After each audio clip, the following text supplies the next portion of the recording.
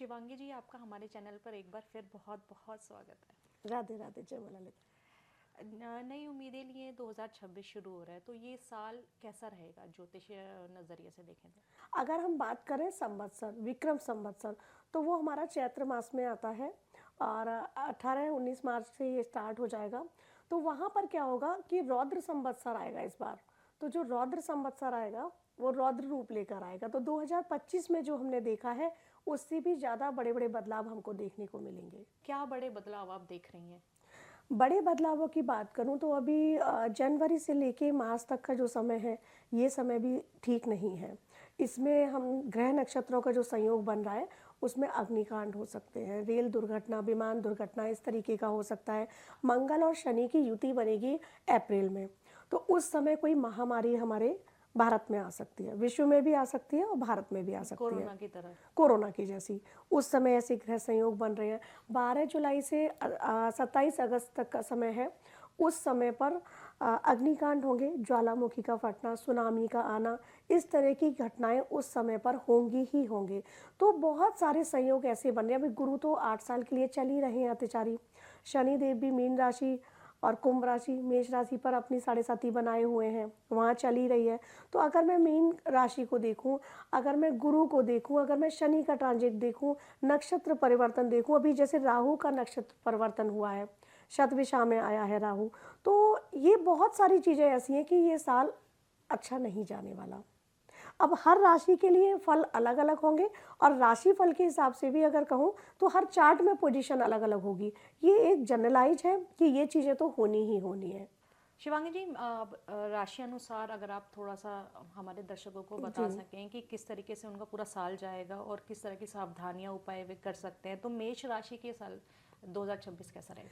मेष राशि के लिए ये साल अच्छा जाने वाला है। यूँ तो यहाँ पर शनि की साढ़े साथी चल रही है, तो जिनके कर्म बहुत सुंदर है उनके लिए समय बहुत अच्छा जाने वाला है। ये वही समय होगा उनके जीवन में जहाँ पर कहते हैं ना कि किसी अच्छी चीज़ की नींव रख जाना, सफलता की नींव रख जाना। तो ये वो समय है कि आपको आपकी लाइफ में सक्सेस मिलने ही वाली है इस साल, और ये वही साल होगी। लेकिन कर्मों की बात कर रही हूँ, कर्म सुंदर रखेगा क्योंकि शनि कर्म फलदाता है, कर्मों के अनुसार फल देते हैं। अब अगर इनकी जनरलाइज बात करूँ मैरिड लाइफ की, तो मैरिड लाइफ ठीक जाएगी, इनकी हेल्थ ठीक जाएगी। जो एजुकेशन से जुड़े लोग हैं, पेशा उनका एजुकेशन से जुड़ा हुआ है, उनके लिए ये समय अच्छा जाएगा। लेकिन स्टॉक मार्केट से जुड़े लोगों का समय थोड़ा ठीक ठीक जाएगा। अगर मैं बात करूं विद्यार्थी वर्ग की, तो उनके लिए भी समय अच्छा है। स्वास्थ्य की दृष्टि से थोड़ा सचेत रहने की ज़रूरत है, कोई एलर्जेटिक प्रॉब्लम हो सकती है। कुल मिला के मेष राशि के जातकों के लिए 2026 अच्छा जाने वाला है। कुछ खास उपाय जो इन्हें करने हाँ चाहिए? जी, खास उपाय के लिए कहूँगी कि भगवान शिव की ये आराधना करें और शिवालय पर जाकर ये जलाभिषेक करेंगे और एवरी ट्यूसडे ये मसूर की दाल ले जाकर शिव जी के समक्ष दान के रूप में रख देंगे। ऐसा करने से जो थोड़ी थोड़ी प्रॉब्लम भी इनकी लाइफ में आ रही हैं वो दूर हो जाएंगी। और जिनकी शनि की साढ़े साथी चल रही है, मेष राशि वालों के लिए बता रही हूँ, तो इसके लिए वो सैटरडे को शिवालय जाएंगे और काले तिल जल में मिलाकर, सुबह भी कर सकते हैं, सांध्य काल में भी कर सकते हैं, वो शिव जी पर अर्पित करेंगे। जो असहाय लोग हैं, जो गरीब लोग हैं, उनके लिए आप डोनेट कीजिएगा। कुछ खाने का सामान, ब्लैंकेट, इस तरह की चीज़ें आप डोनेट कीजिएगा। दिव्यांग, स्पेशली दिव्यांग लोगों के लिए ऐसा करने से शनि महाराज खुश होंगे और अपनी कृपा आप पर बनाएंगे और कर्मों को सुंदर रखें। अब बात कर लेते हैं वृषभ राशि के लिए। तो काल चक्र की ये दूसरी राशि है और वृषभ राशि के जातकों का समय बहुत अच्छा जाने वाला है।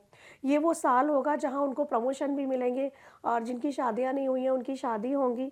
और जो विद्यार्थी वर्ग हैं, तो अगर वो कोई अटैम्प्ट दे रहे हैं सिविल सर्विसेज का या बैंकिंग का, कोई भी अटैम्प्ट दे रहे हैं, वो अटैम्प्ट उनके क्लियर हो जाएंगे और सक्सेस रेट बहुत हाई रहेगा।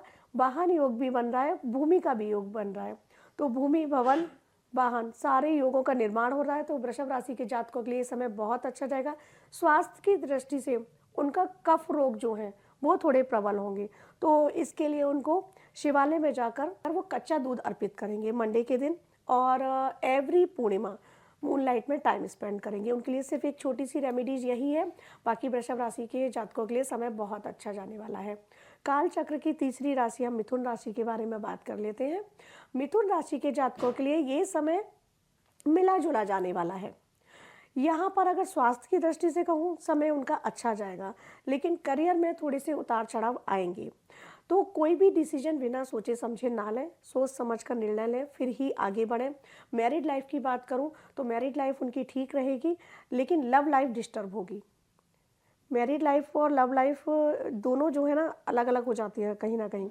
मैं लव लाइफ मैरिड लोगों के लिए बात नहीं कर रही, लव लाइफ जो कपल्स हैं, हमारे अनमैरिड कपल्स हैं, उनके लिए कह रही हूँ, वो लव लाइफ डिस्टर्ब रहेगी। अगर मिथुन राशि के किसी जातक का एक्स्ट्रा मैरिटल भी चल रहा है तो वो इस समय खुलासे के पूरे पूरे चांसेस हैं, तो वो भी थोड़ा सतर्क रहें। विद्यार्थी वर्ग के लिए ये समय अच्छा है।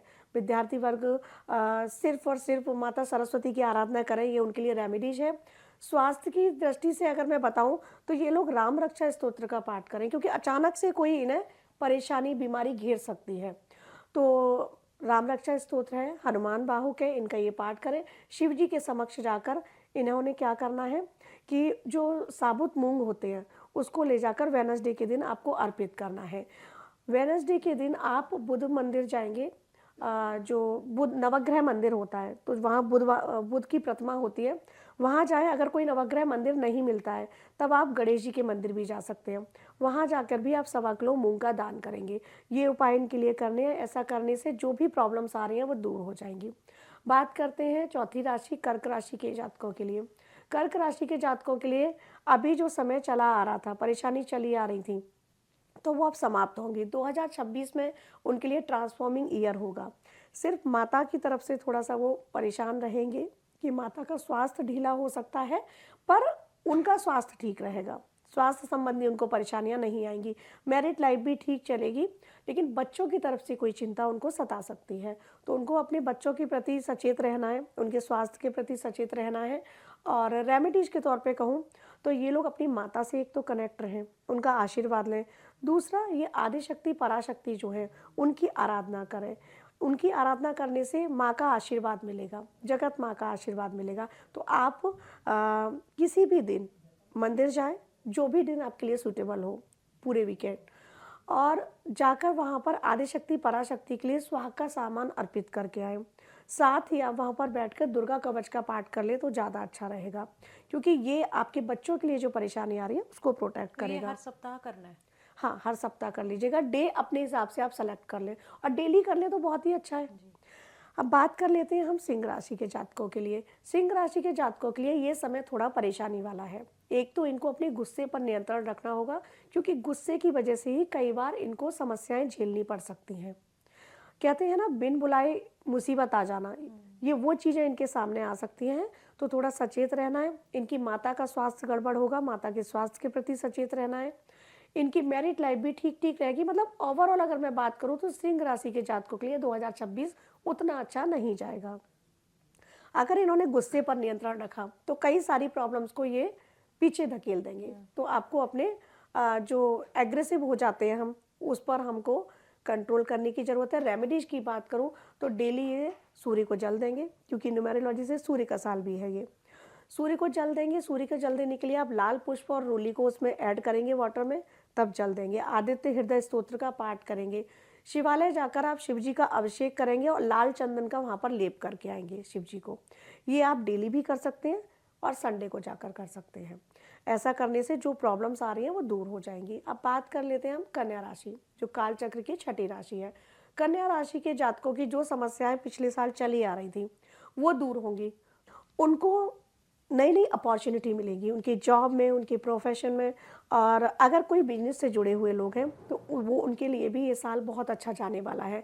कन्या राशि के जातकों के लिए किसी अनजान व्यक्ति पर भरोसा नहीं करना है, और पैसे का लेन देन इस साल नहीं करना है, क्योंकि पैसे से लेकर रिलेटेड उनको प्रॉब्लम आ रही है कि अगर हम किसी पर ट्रस्ट करके दे देते हैं या हम हेल्प कर सकते हैं कि हमने उसको हेल्प की, लेकिन हम ये सोच कर देंगे हमारा रिटर्न देगा, तो वो रिटर्न इस साल नहीं होगा उनका।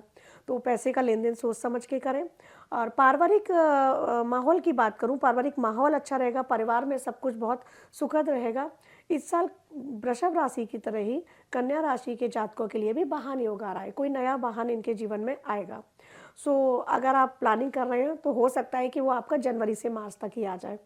तो कन्या राशि के जातकों के लिए रेमेडीज की अगर मैं बात करूं तो एवरी वेडनेसडे वो ये लाइफ टाइम के लिए भी फॉलो कर सकते हैं। जो किन्नर होते हैं उनको कुछ ना कुछ गिफ्ट करना स्टार्ट कर दें।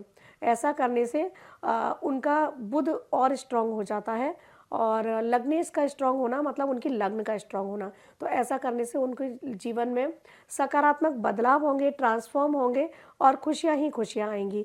अब अगर इस साल की स्पेसिफिक रेमेडीज़ की बात करूँ तो आपने शिवालय जाना है, शिवालय जाके शिव जी का अभिषेक करना है और वहीं पर बैठकर आपको शिव अमोघ कवच होता है उसका पाठ कर लीजिएगा। ऐसा करने से जो भी पिछले समय से चली आ रही परेशानियां थी वो खत्म तो हो जाएंगी, लेकिन आने वाले समय में भी कोई नई चुनौती का सामना नहीं करना पड़ेगा, कोई नई परेशानी नहीं आएगी। अब बात करते हैं हम कालचक्र की 7वीं राशि तुला राशि के बारे में।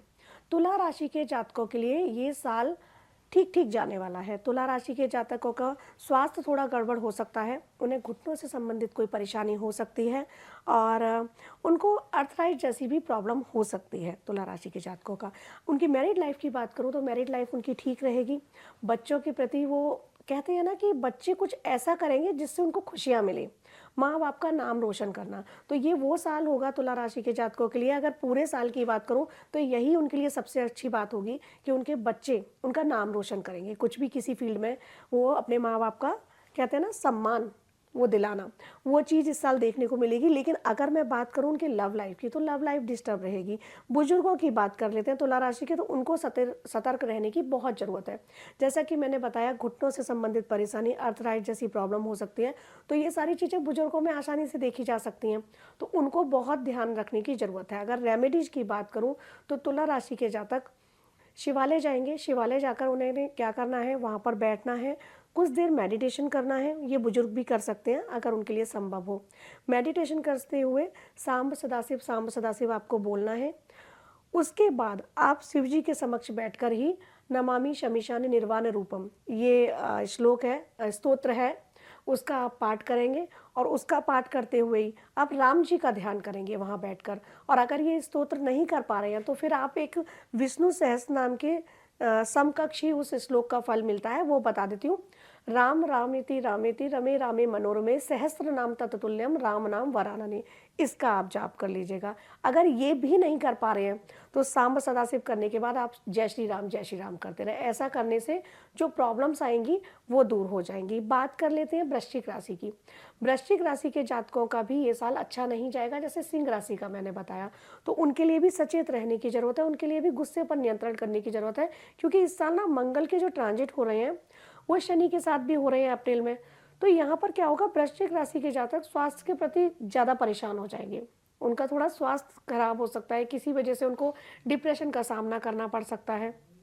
कोई भी लाइफ में ऐसे चैलेंजेज आए जिसकी वजह से वो अवसाद की तरफ बढ़ गए, तो इन सारी चीज़ों से हमें निकलने के लिए मेडिटेशन तो सबसे अच्छी चीज़ है ही, उसका पालन करना है। ललिता सहस्त्रनाम आप सुन सकते हैं।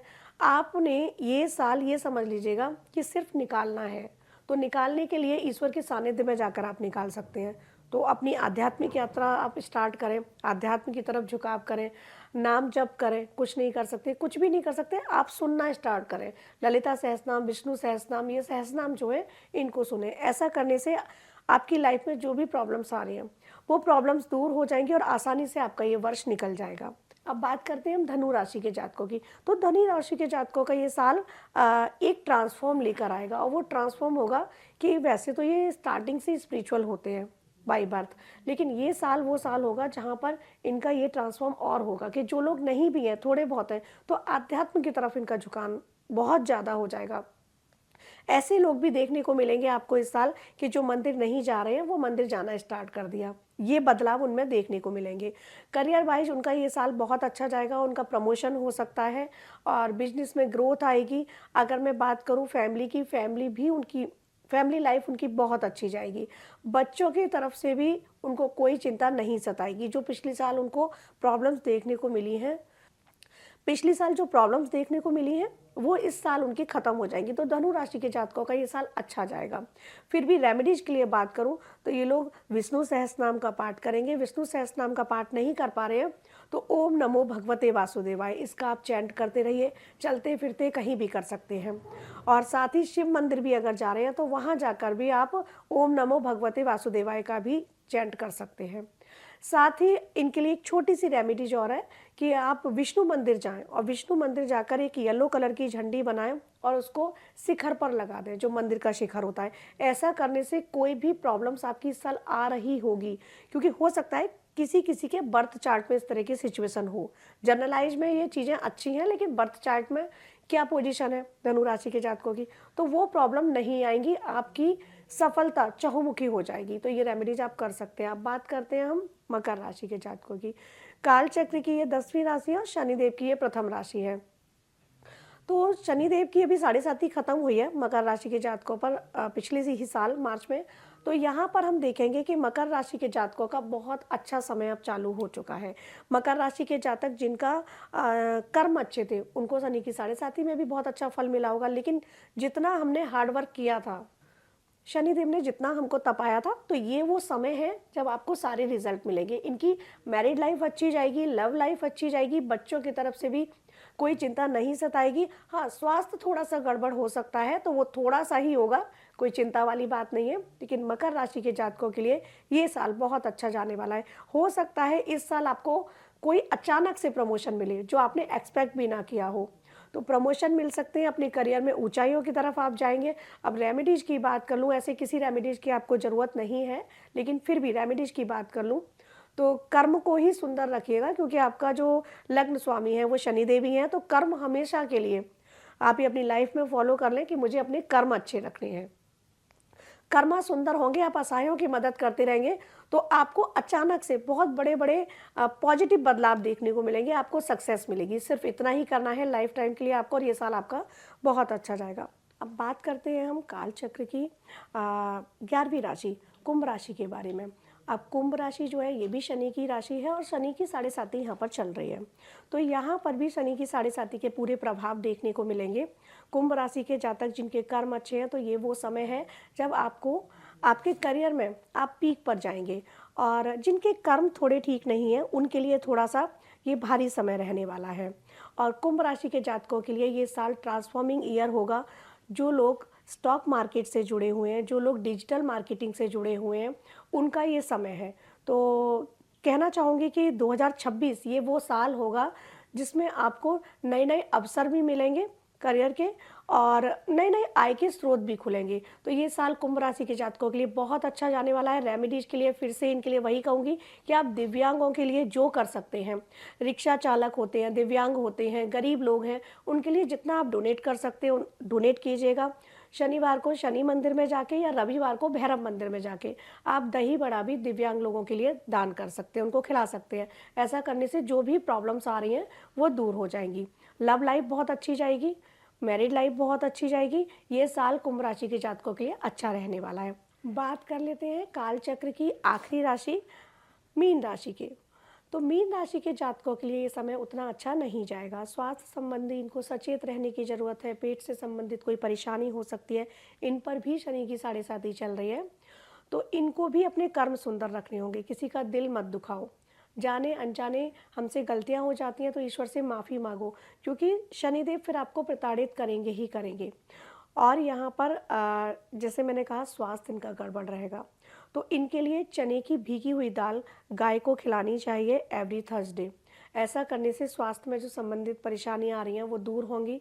और जो भी इनकी माताएं हैं, बहनें हैं, स्त्री वर्ग, उनका ये सम्मान करना शुरू कर दें। ऐसा करने से भी बहुत सारी प्रॉब्लम स्वतः ही इनकी ख़त्म हो जाएंगी। मैरिड लाइफ इनकी ठीक रहेगी, लव लाइफ इनकी ठीक रहेगी। बच्चों के प्रति कोई भी इनको समस्या आ सकती है कि बच्चे इनका कहना नहीं मान रहे हैं, इस तरह का जिद्दी स्वभाव देखने को मिल गया, तो उसके लिए ये अपने बच्चे को हनुमान चालीसा का पाठ कराएं। ऐसा करने से बच्चे को सद्बुद्धि मिलेगी।